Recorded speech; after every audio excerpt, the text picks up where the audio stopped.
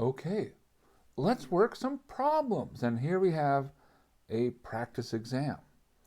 And this one is one I wrote, so I'm a little bit nervous. I have typos, but hey, isn't that half the fun? Don't worry, the real exam has been much more closely proofread. So let's just go through them one by one and let's see what happens. Number one, which of the following is a hyperbolic paraboloid? And that's also known as a saddle. Now, there's clues here, right? Because we see, okay, there's surfaces involved, and you look at the clues, you're like, okay, the words mean things, right? So paraboloid, that's the first thing you clue off, and you say, okay, I should be seeing parabolas. So if I have an ellipsoid, I should be seeing ellipses. And when I say I see ellipses, I mean I slice, in some way, I see ellipses. Hyperboloid, I slice, I see hyperbolas. Paraboloid, I slice, I should see parabolas.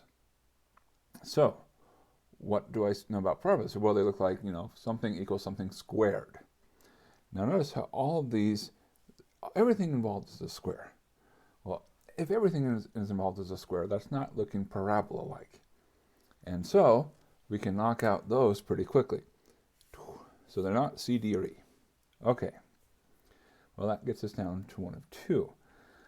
Now, the hyperbolic part. So you say, okay, well, we see like z equals something squared, like z equals 9x squared, or z equals minus 4y squared. Here, z equals 16x squared, z equals y squared. Okay, so those are parabolas. Which one looks like hyperbola? Well, hyperbolas look like, x squared minus y squared, or y squared minus x squared. And so you're looking at difference of signs. The other kind of paraboloid is elliptic paraboloid. That's x squared plus y squared, or minus x squared minus y squared. They have the same sign. So since we want hyperbolic, that says we want the signs to differ, so it must be A. So A is the correct answer. Now remember, we don't have to show work for these problems. I'm going to write some things down, but a lot of this is just saying, okay, what's right? You can eliminate answers, and even if you can't get the answer, if you can eliminate 2 or 3 options and then make a guess, because there's no penalty for wrong guesses, you're not going to lose an extra 5 points. So you might as well make a guess. Don't leave anything blank here. All right, number 2. So give the vector form in Cartesian coordinates for the line passing through the point 254 and perpendicularly intersecting the plane. And here's the plane. Now notice, this doesn't look like a plane, right? No, it doesn't. But what else do you see? You don't see x, you don't see y, you don't see z, you see rho, phis, thetas. That says, oh, this is spherical coordinates. So, okay, idea, let's change. So what do we do? Well, my first gut reaction is to say, I don't like fractions. So let's get rid of fractions, and we can do that by doing some cross multiplying. And so in particular, we get that 3 rho sine phi sine theta minus rho cosine phi plus 6 rho sine phi cosine theta is 11. Now, when it comes to spherical coordinates, there's 4 things that are good to know. Let's see, 4? Probably 3. I'll say 3. What are the 3 that are good to know? Well, they are rho squared is x squared plus y squared plus z squared. Okay, that's good to know. Rho cosine phi, that's z. And rho sine phi, that's r. Now r like in polar coordinates r. All right, so great. Now, of course, you should remember what phi and theta, rho all represents, but now we say, okay, what do we see? Well, we see rho sine phi, okay, that's an r. Rho sine phi, that's an r. Rho cosine phi, that's a z. We then say, oh, rho sine theta, sorry, not rho, r sine theta, that's what? R sine theta is y. Because we know polar, so we have 3y minus c, and then r cosine theta is x. So this plane is 3y minus c plus 6x equals 11, or 6x plus 3y minus c equals 11. Now, how do we finish up? Well, we want to perpendicularly intersect the plane. What's perpendicular to the plane? The normal. So we say, hey, great, grab that normal vector. And what do we see? It's 6, 3, minus 1. That's the direction vector of the line. So the direction vector of the line has to be some multiple of this. So let's see. That doesn't work. That doesn't work. Ooh, that looks promising. Double check the rest. Nope, nope. Okay, so that means has to be C. And by the way, it does agree with the point 254. So C. Number 2. Great. Moving right along. Okay. On to number 3 now. All right. Find the projection of the vector 3 minus 4 minus 1 onto the vector 4 minus 1, 3. Okay, projection. Great. We always love a good projection problem. Now, projection, this is a dot product thing. So make sure you know all your various facts about dot product. Now, when it comes to dot product, 2 good things to know. One of them, we'll just write it down just for reference, is that if you take u dot v, that's magnitude of u, magnitude of v, cosine theta. The other thing is projection. So we project from one vector onto another vector. So what are we going to say? The projection of u onto the vector v is u dot v over v dot v times v. All right, good. Now, for us, what's u, what's v? It's important to know these things. And because if you swap them, well, you'll get the wrong answer. And they probably anticipate that you might swap them. And so they may have done that secretly. But okay, let's be careful here. So we're projecting this vector onto that vector. So this is our u, and this is our v. Okay, good. We've identified it. Now, by the way, we can now eliminate some things, right? Because when we project onto a vector, it has to be a multiple of that vector. So anything that's not in that direction is out. Okay, what does that eliminate? Well, notice that D and E are in that direction. Whoops, wrong one. Ah, those were tricks. We actually can eliminate one more. I claim we can eliminate A. Look at it. What do you see? Square root. When I take the dot product of things with whole numbers, I'm going to end up with whole numbers. So I have whole numbers over whole numbers. No way I go to square root. Okay, so it's not A. So now, even if we didn't do anything else, we have a 50-50 chance. Either B or C. But let's not just do 50-50. Let's get 100%. So let's do our computation. All right. Well, what do we have? Oop, here we go. We're going to take our 3 minus 4 minus 1 dot 4 minus 1, 3 divide by 4 minus 1, 3 dot 4 minus 1, 3. So I'm just working on this coefficient for right now. Okay, so upstairs we get 12 plus 4 minus 3. Downstairs, 16 plus 1 plus 9. Well, 12 plus 4 is 16 minus 3 is 13. 16 plus 1 plus 9 is 26. 13 over 26, also known as a half. So it's a half times that vector. Well, hey, there's a half. A half times that vector. So the answer is B. All right, good. Now, number 4. Find a unit vector. Okay, good. Unit vector.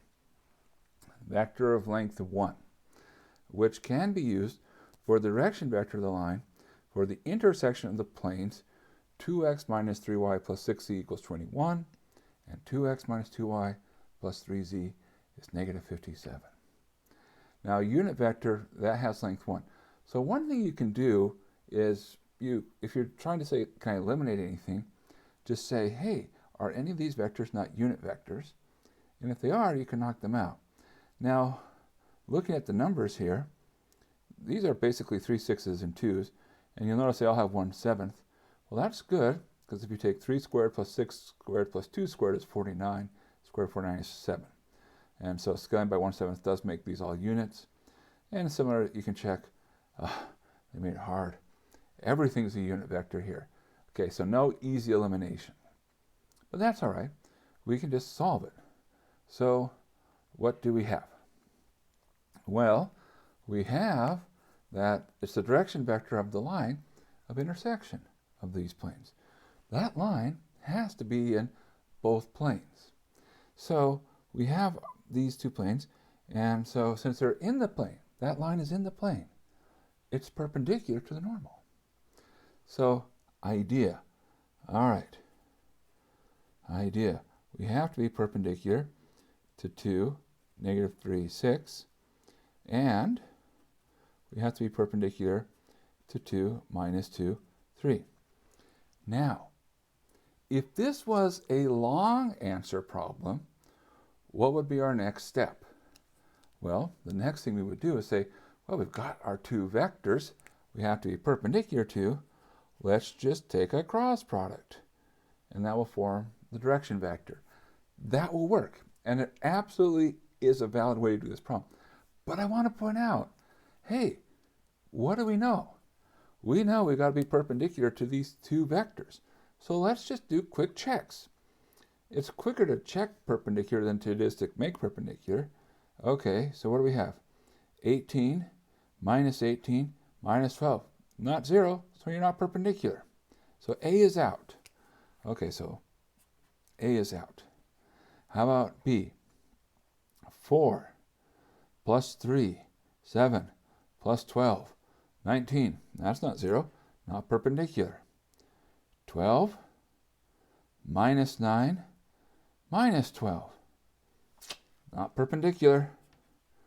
All right, not looking good, or maybe it's looking great, right? So, what do we have now? 12 plus 6, 18, minus 18, 0. Okay, so that's good. Come here. 12 plus 4, 16, minus 9, 7. Nope, that doesn't work either. Now, by process of elimination, must be E. But let's be extra careful. Let's just do our checks, right? 6 minus 18 plus 12, 0. 6 minus 12 plus 6, 0. So by checking perpendicular, so what did we do? We check perpendicular by use of dot product. Then what we can do is we can just go through our options. Now, is it faster? Yeah, probably it's about the same. Why do I like to do the dot product? Because it's less likely to make mistakes in my mind. But I just want to point out we can do that. And our goal is to get the answers, right? And with multiple choice, you just say, look, I just need the right answer. I don't have to worry about showing all the work. I don't have to think about justifying it. And because I know my answer is on a list, if I have a way to check my answer, that can actually speed up my time. And time is very important. It's a precious commodity when you're taking an exam. All right, number 5. For which values of t will the tangent line to the curve r of t, that's t cubed minus t squared minus 7t, t, not intersect the plane 2x plus 5y minus c equals pi? Okay, so we have this curve. going through space. And we say, okay, we can take the tangent line, and then we're saying, well, which tangent lines do you not hit a curve? So what's going on with this problem? How do we think of it? Well, suppose you have a plane, right? Let's build up our intuition. When would you have a line that doesn't hit that plane? Well, it'd be like somehow up here, right? So what's going on? Well, what's going on, the sort of notion here, is that a line will not hit the plane if it's somehow parallel to the plane. So in other words, if it was slightly tilted, eventually it would come down and hit. Well, what is that telling us? When is a line parallel to a plane? Well, that tells us that the direction vector is a vector in the plane. So that's our big aha! Or we could say, oh! Okay, that was a big aha, right? So our big aha is that, hey, the direction vector has to, whoops, I can spell and talk at the same time. No, probably I can't. So the direction vector is in the plane. I should be careful. Okay, so idea. Let's find the direction vector. How do you find the direction vector for a tangent line? You look at r prime of t. So that says r prime of t, that's our 3t squared minus 2t, our 2t minus 7, and our 1. That has to be perpendicular to the normal vector, because I'm in the plane if and only if I'm perpendicular to the normal vector, and we can read off the normal vector. That's 2, 5, minus 1. Okay, how do we know if two things are perpendicular? We have a test for that. It's our dot product. All right, so we say, okay, let's pull out our dot product here. We're going to take the dot product of these two. And so, lo and behold, what needs to be true is that 0 has to be 2 times 3t squared minus 2t plus 5 times 2t minus 7 plus negative 1 times 1, negative 1.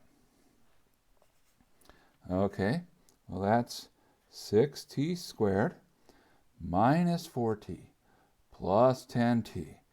That sounds like 6t to me. And then we have minus 35 minus 1. It's minus 36.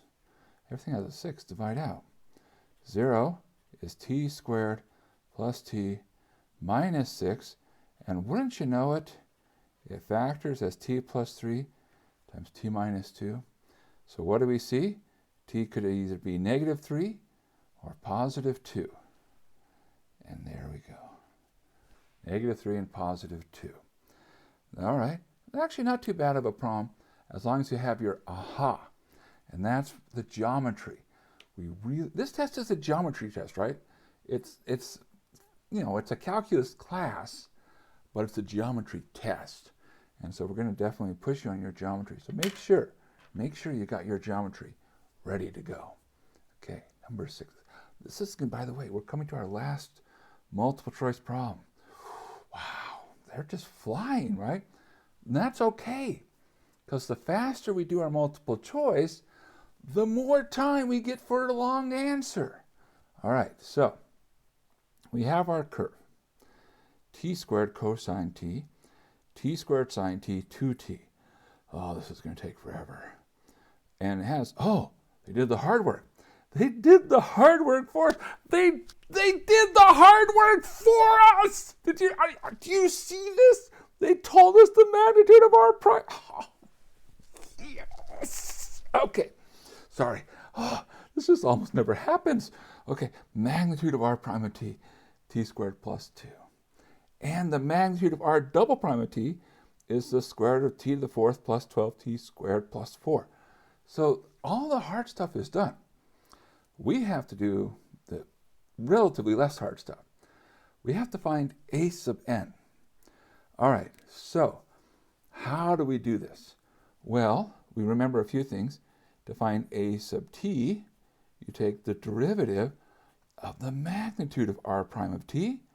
You say, but wait, they gave that to us because they did it for us.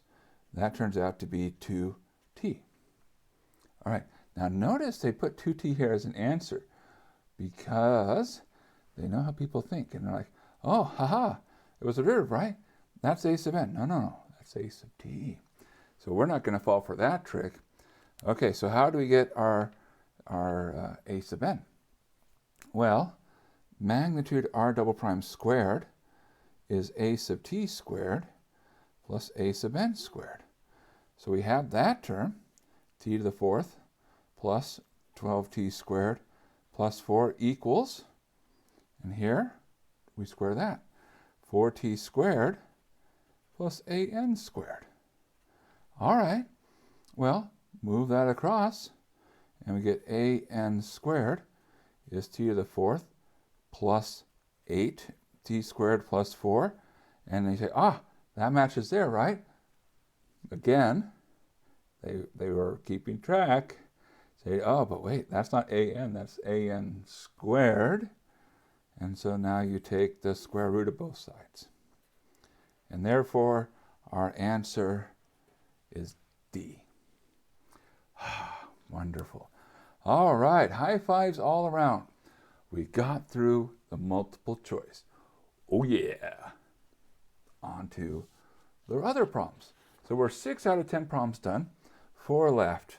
But now we have to think a little bit harder. Okay, here we go. Find the minimum distance between the sphere. We have x squared plus y squared plus z squared equals 6x minus 16y plus 4z minus 41.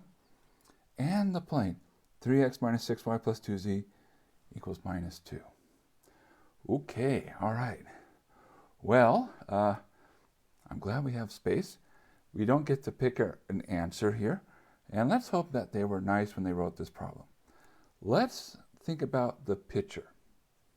So, what's our picture? Well, we have a plane. Looks something like this. And we have a sphere. And spheres look something like that. Now, when we want to find the minimum distance, it's the closest distance, you say, well, what could we do? Well, the sphere is essentially defined in terms of the center. So you can imagine that go from the center of the sphere down to the plane. Now, what do you see? The place where you actually hit the sphere on the way out, down to here, this is what we want. That's our minimum distance. So, what are we after? Well, if we can find the distance from the center down to the plane, then we can subtract off the radius, that little piece there, then life is good.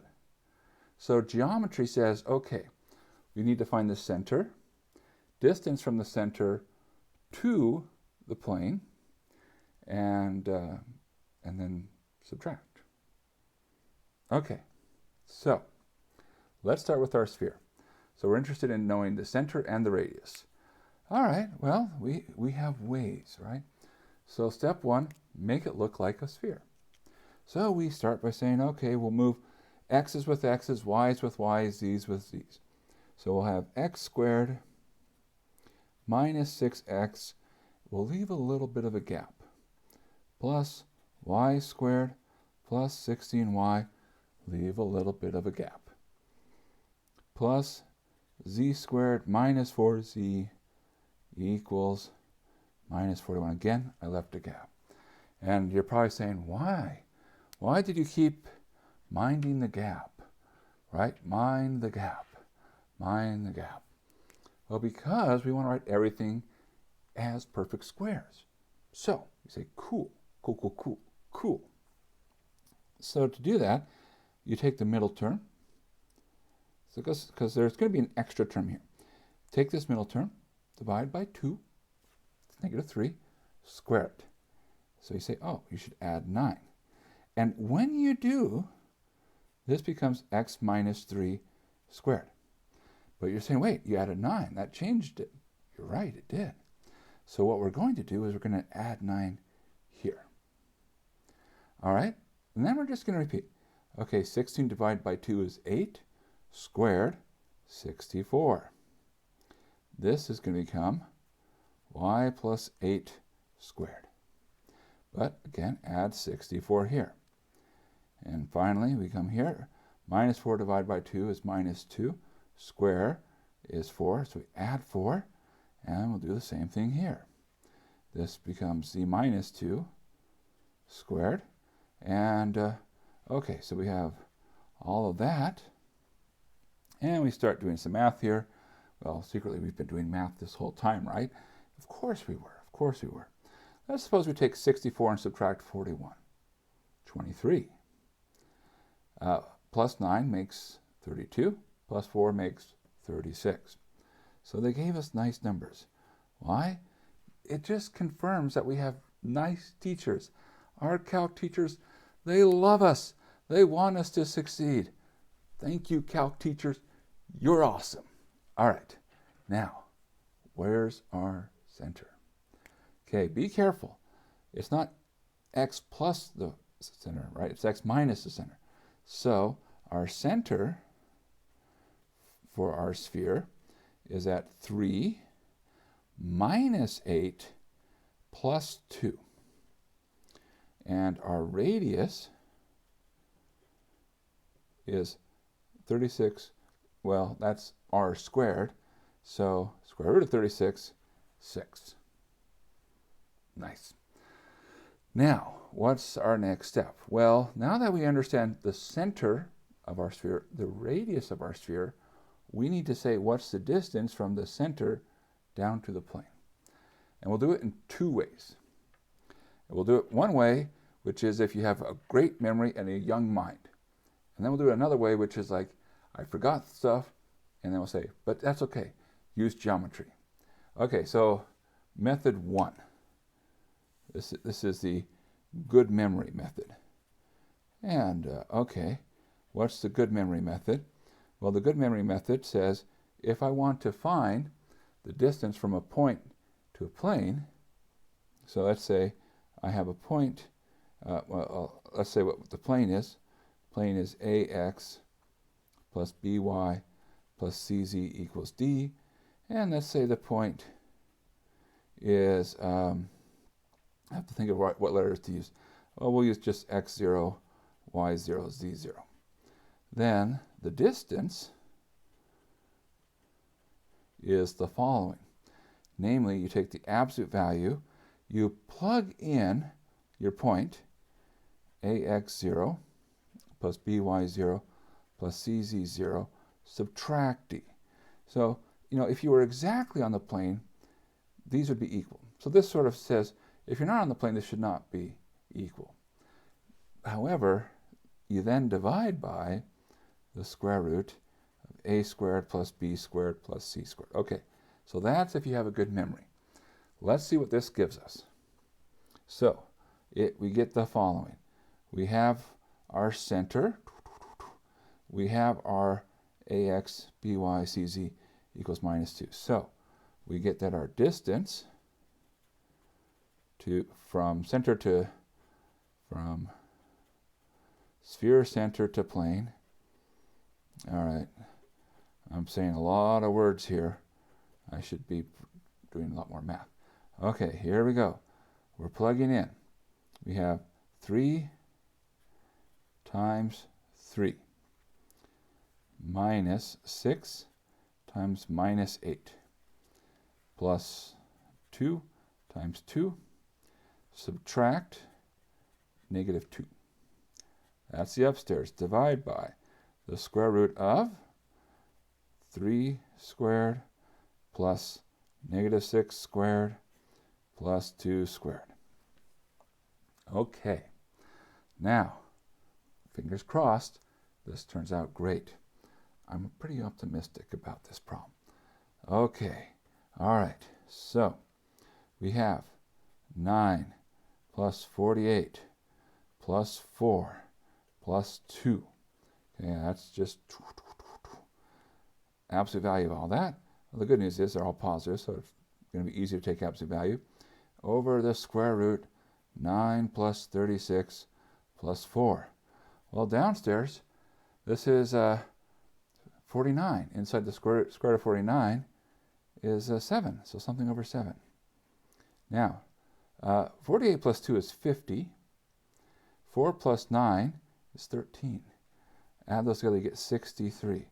63 over 7, also known as 9.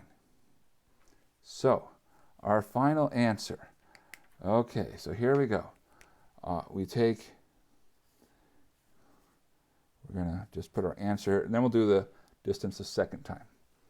Okay, so we're going to take our center to plane minus radius. Well, the center to the plane, right, that's this distance here. That's 9. Subtract the radius, so subtract 6 equals 3. So the answer is 3. Hey, that's a pretty nice answer. It's almost like the person who wrote this said, I like nice answers, so let's get a nice answer. And I can say that because I know the person who wrote this. Yeah, he loves nice answers. Okay, there we go. Woohoo! No doubts, no doubts. That's the answer. Okay, now that's if you have good memory. So, you get to the test and your memory is, it escapes. You say, no problem. I've got geometry. So, what do we know? We know our point, 3 minus 8, 2.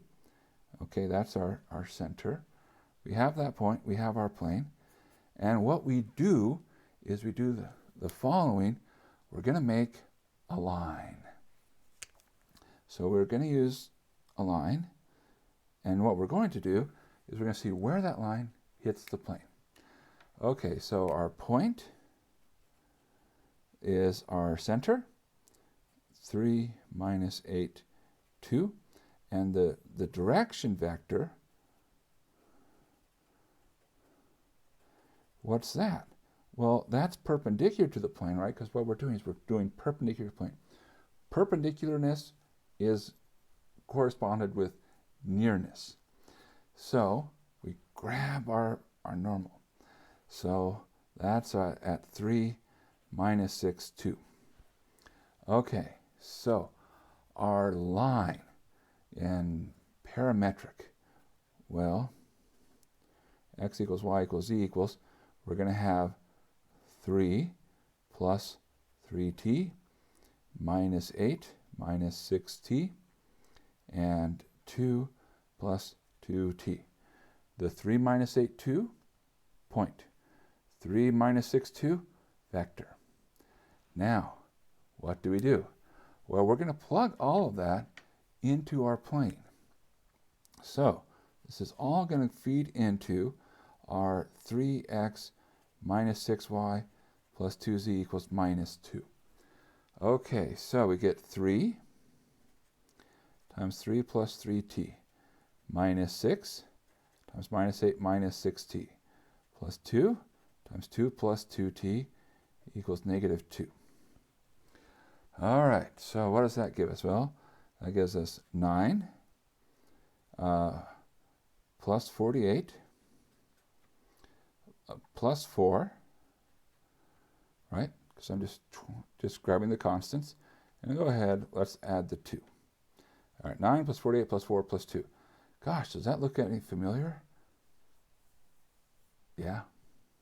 Okay, and now that's our constants plus t times 9 plus 36 plus 4 equals 0. Oh, that looks familiar too, doesn't it? Okay, so the punchline here, we already saw that this was 63. That was our upstairs. And then this part right here, that's 49. All right. Well, what we can do now is we can move things across and divide. So we end up with t equals negative 63 over 49, which is negative, and okay, they both are multiples of 7, negative 9/7. Okay, this is where the rest of it gets messy. And so I'm not going to fill in all the details, but I'll tell you where you go from here. That says that this point of intersection is where? Well, at 3, subtract 3 times 9/7, so that's going to be minus 27 over 7. And then we'll have at minus 8, minus 6 times negative 9 over 7.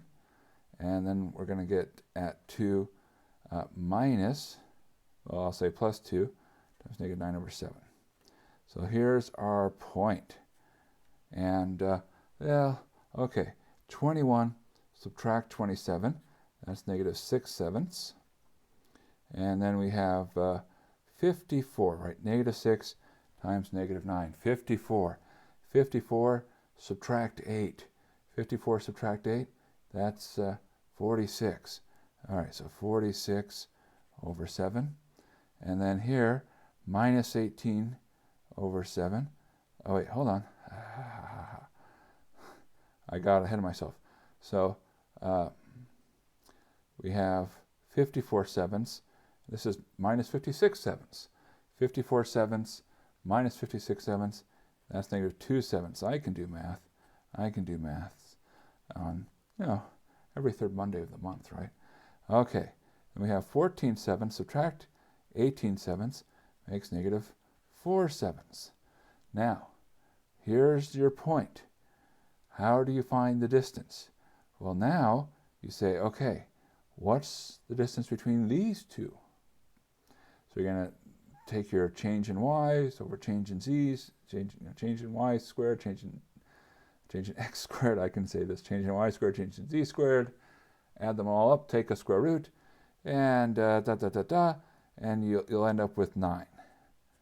And it'll take you a while to get there, but it does work. It does work. So I just want to show you that there are options, right? So if you have a good memory and you can remember a formula for distance to a plane, not bad to remember it. It's not the worst formula. And if not, okay, there's other ways to derive it. You can expect some fractions, but either way, it all works out. But I just wanted to point out the option, and I'm going to go on because I want to finish this test on time because it's important, right? Got to finish the test on time. Okay, number 8. You have been tasked with buying resin for a 3D printing project. Ooh, cool. Cool. I'm a printer now. Yeah. A parallelepiped. Just a fancy way of saying a box. And okay, so we have a box. And all right, so in case you're wondering, wait, what does a parallelepiped look like? So imagine you have a parallelogram and you just basically copy it. And so there's our parallelepiped. So it's a 3D box, but tilted. All right, that's actually a great way to think about it. Tilted 3D box. Cool. Okay, and it can be modeled with one corner at 0, 0, 0, and its 3 adjacent corners as 0, 1, 2, 1, 0, 2, and 3, 2, 2. Okay, now it doesn't matter which corner we call which.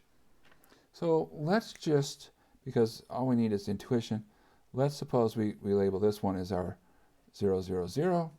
So, and then we have our other corners, 0, 1, 2, our 1, 0, 2, and our 3, 2, 2. Okay, there we go. There's our picture. And everything's measured in inches. You initially plan to order enough resin to make a solid parallelepiped. So you first compute the volume. Find this number. So it's like, oh, okay. So you're a beginner 3D printer, and you're like, ooh, I'm going to make a solid piece of plastic. All right. And so we say, oh, it's volume. Is there a nice way to do volume of a parallelepiped? And the answer is yes. And it's so cool. It's really cool. And so it's one of those formulas that if you blinked, you may have missed it. So isn't it great we get to come back? So what we do is we start by picking a corner. Now, this corner, super convenient.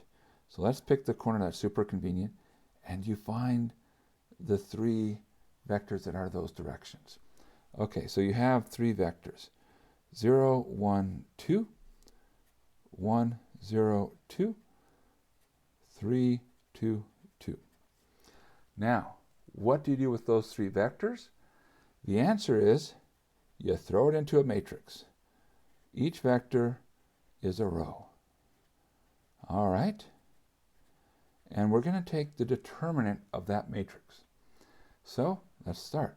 0 times 2 is 0. 1 times 2 times 3, 6. 2 times 1 times 2, 4. And we're doing diagonals. So you have two sets of diagonals, the down diagonals, which you add, then the up diagonals, which you subtract. So 3 times 0 times 2 is 0. We'll subtract 0. 2 times 2 times 0, 0. So we'll subtract 0. 2 times 1 is 2. So we subtract 2. And we add all these numbers up. So 6 plus 4 minus 2 is 8. And then we box the answer. That's it. So if you have to find the volume of a parallelepiped, it turns out that it's the determinant of the vectors that come out of one of the corners. Doesn't matter which corner, so choose a convenient corner. And because you have 0, 0, 0, that's why we wrote these vectors down so quickly, right? Because if I'm going from 0, 0, 0 to a point, that vector is whatever that point is, right? Just change it to brackets. So, yeah, there we go. Wow, that was nice. Cool, cool, cool, cool. Okay, now there is a part B. You then realize, because you're learning, you're a beginner, you can print the parallelepiped so that it's hollow. Smart. So that you only need to know the surface area. And in other words, the inches squared of the parallelepiped. Find this number and remember to use all faces. Now, how many faces do we have? 6. Because we have things come in pairs. Top, bottom, left, right, front, back. Now the good news is we can just do one of the pairs and double. So how do we find an area? Well, for a parallelepiped, the faces are parallelograms. And we have ways to find areas of parallelograms. In fact, it's a really cool fact. So let's suppose we'll start with this one right here. So there's our first face. So here's face number 1. All right, what do you do? Well, the punchline is it's the cross product. So if you take the cross product of two vectors, then what happens is you get a new vector, and that vector has two important things. The direction is perpendicular to what you started with. The magnitude is equal to the area of the parallelogram. Magnitude of u, magnitude of v, sine theta. So we say, okay, so here we'll take 0, 1, 2. We'll cross it with 1, 0, 2. All right, so we're going to get probably really good at cross products by the time we finish this problem. All right, so diagonals, 2i, 2j, 0k, minus k, and then minus 0i, minus 0j. So that's the vector 2, 2, minus 1. Now we're going to take the magnitude of 2, 2 minus 1, and that's the square root of 4 plus 4 plus 1, which is the square root of 9, which is 3. Okay, so this one face is 3. All right, we'll come back to that when we put them all together. Okay, so now let's do another face. Let's pick this face right here. Okay, so face number 2. What are we going to do here? Well, we're going to take our vectors. We have 1, 0, 2 and 3, 2, 2. Okay, so again, I, J, K, 1, 0, 2, 3, 2, 2. All right, so here we go. I times 0 times 2, 0i. J times 2 times 3, 6j. K times 1 times 2, 2k. Subtract 3 times 0 times k, so we subtract 0k. 2 times 2 times I, subtract 4i. 2 times 1 times j, subtract 2j. And that gives us our vector of minus 4, 4, and positive 2. Now, by the way, one thing we should have done, we'll do it now, is just double check your work, right? Do a quick dot product. Minus 4 plus 0 plus 4, 0, good. Minus 12 plus 8 plus 4, 0, good. All right, so now we need to find the magnitude of this vector. So we have the magnitude of negative 4, 4, 2. Okay, that's the square root of 16 plus 16 plus 4, right? Yeah, it is. All right, 4 squared is 16. And that's 36, square root of 36, which is 6. Okay, good. So, as of right now, we now know that that face has area 3. And that face has area 6. So far, 2 for 2. We have nice areas. What are the odds? Well, probably pretty good. But let's find out, can we make it a trifecta? Our last piece. Okay, so once more into the breach. All right, so here we go. Our last little bit. And, okay, so we can see, here we go. 0, 1, 2,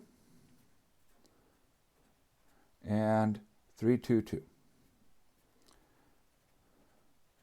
All right, so we I, J, K, 0, 1, 2, 3, 2, 2. We get 2i, 6j, 0k, minus 3k, minus 4i, minus 0j. So that would be 2, 6, negative 3.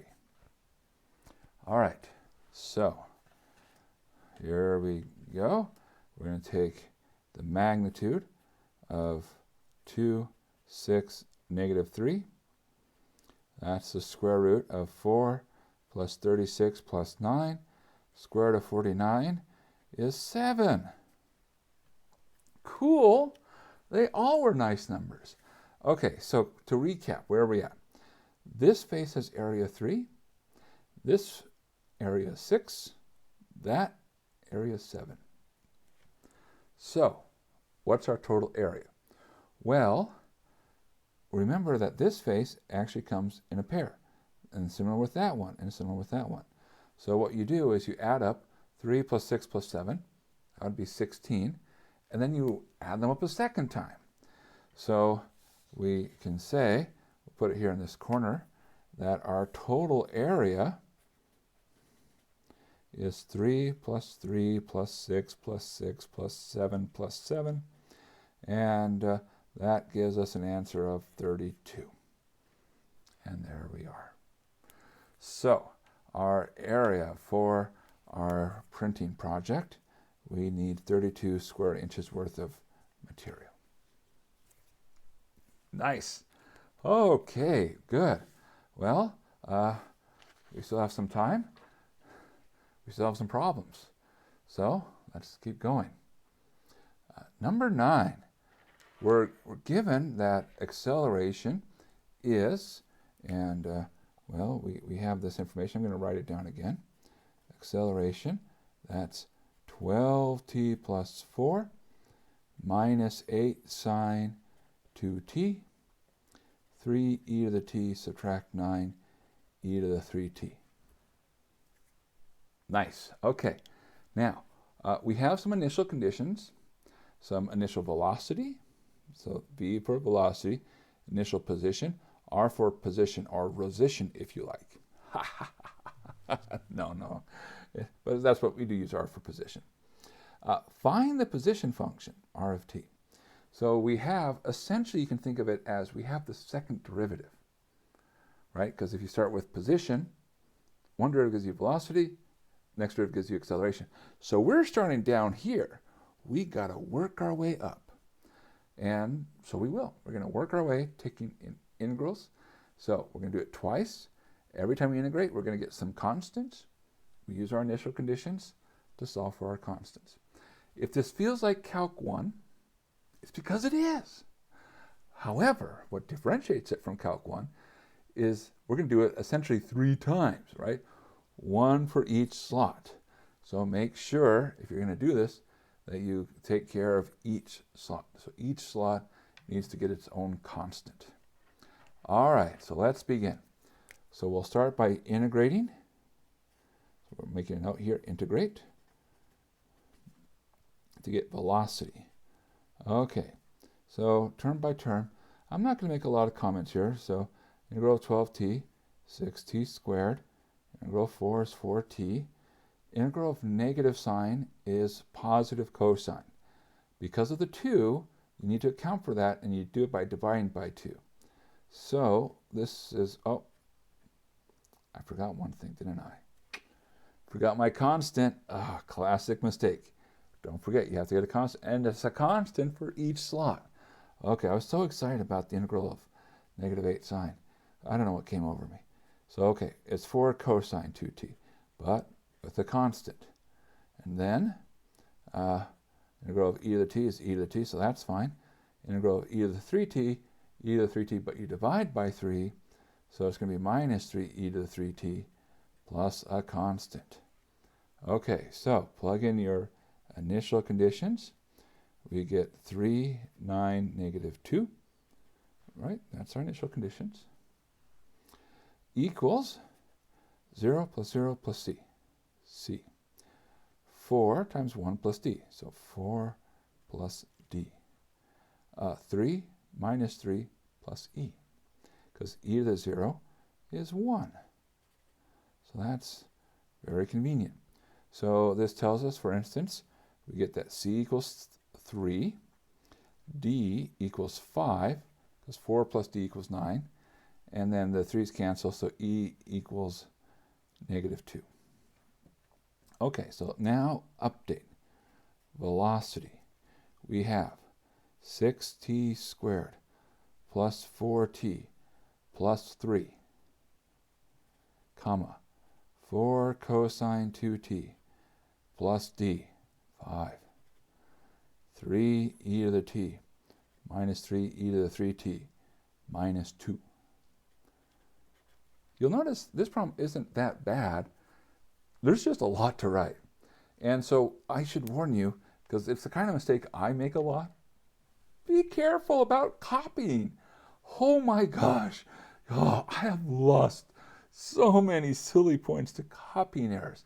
So it's okay to like, hey, did I copy that right? Or did I make a simple sign error?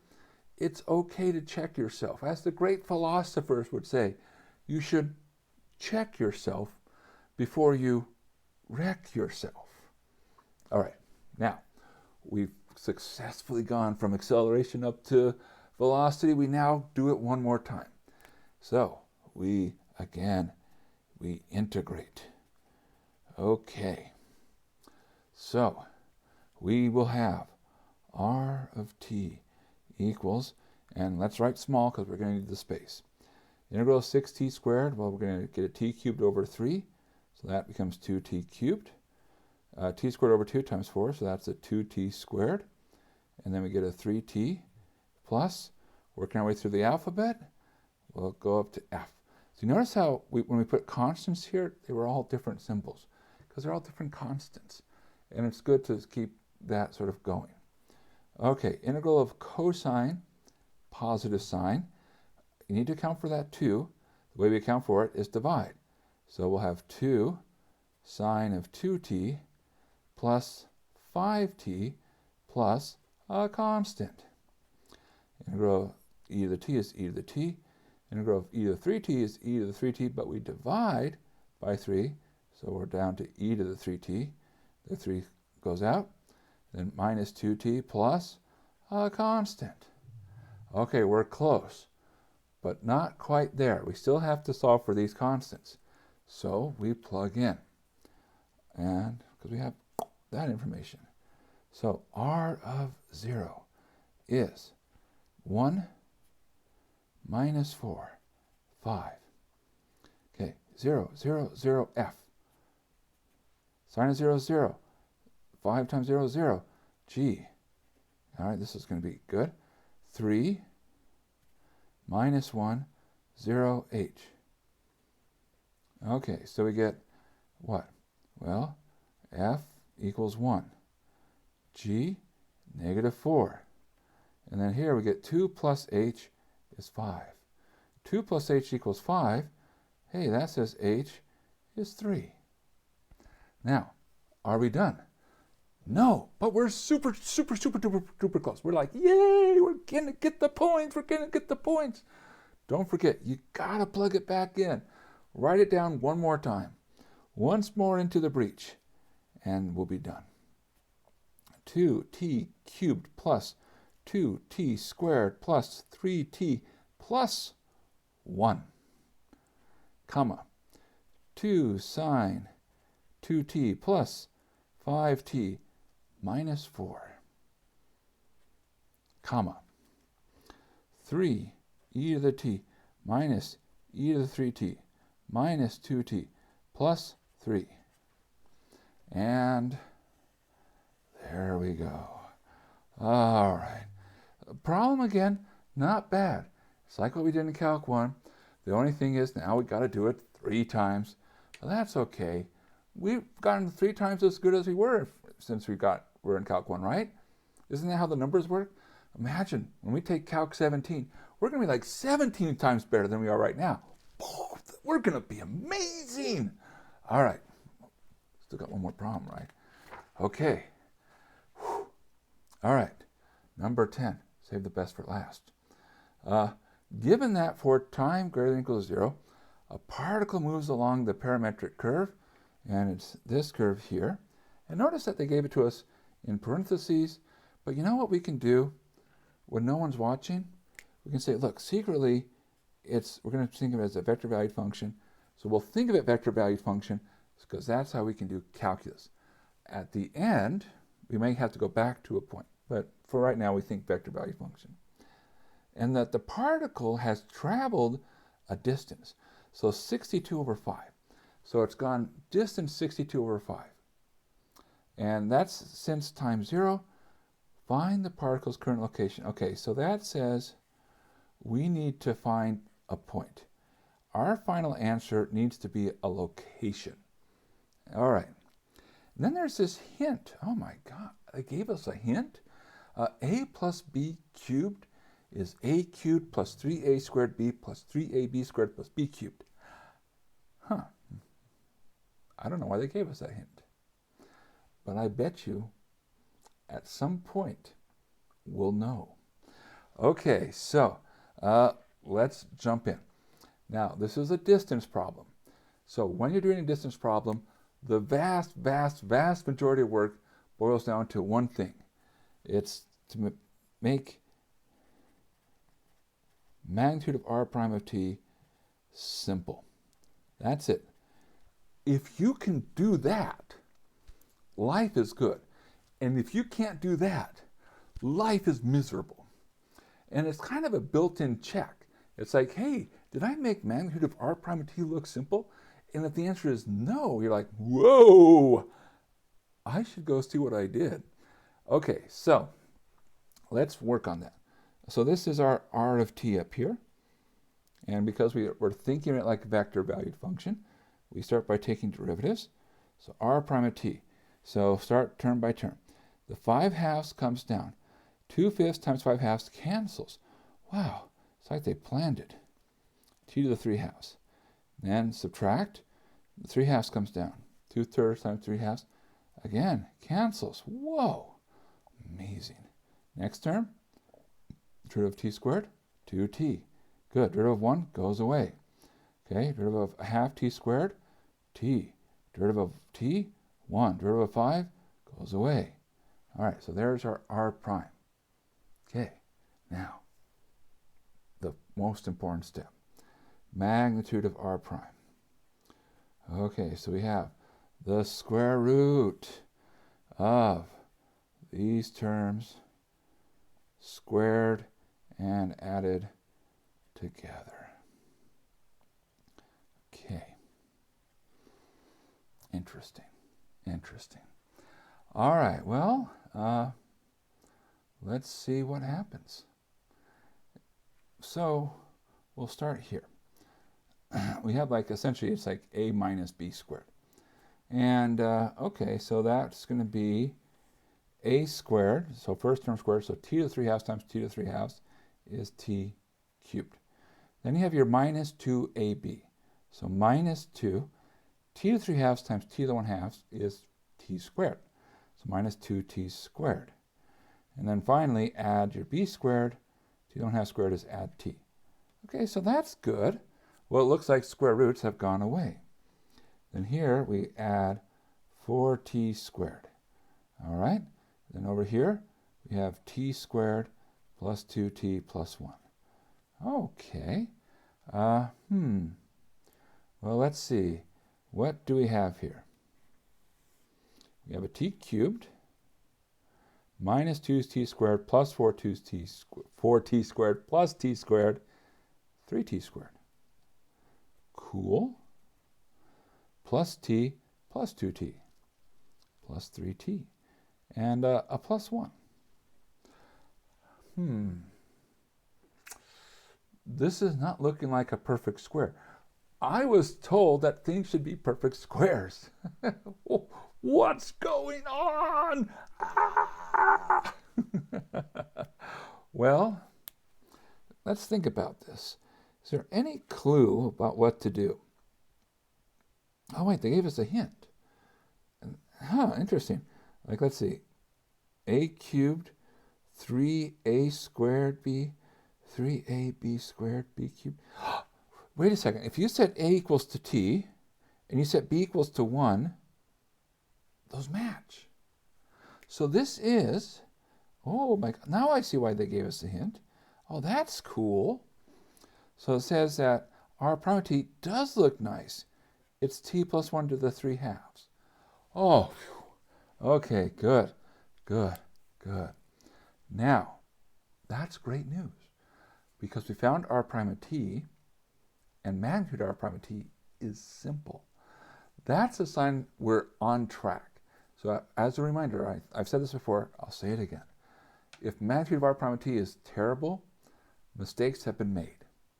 And hopefully it's not mistakes by the person who wrote the problem. Hopefully it's like, oh, it's an algebra mistake, or I took a derivative wrong. So don't keep forging ahead with a terrible magnitude of r prime of t. Make sure magnitude of r prime of t is simple before you do anything else. Okay, now with that in mind, where do we go next? Well, we're after a location. Now, if I want a location, I really just need a time. Because if I have a time, I can plug it in. Time gives me location. And that's what parametric curves do. So I was like, okay, so what time am I after? Well, so we're after time when we've traveled a certain distance. So this is the 62 over 5. So 62 over 5, that's our distance. Well, you find distance by integrating. So from 0 to some time, I'll write as capital T, of magnitude of r prime. So t plus 1 to the 3 halves dt.